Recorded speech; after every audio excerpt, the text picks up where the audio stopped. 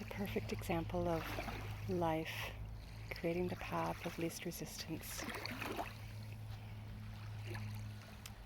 I love walking down or running down to this stream. It comes from the high mountains,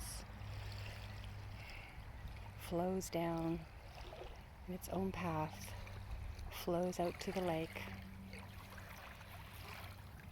Sometimes I arrive here and the sand is built up and it's blocking the entrance, and so the stream creates its own path and it's completely flowing to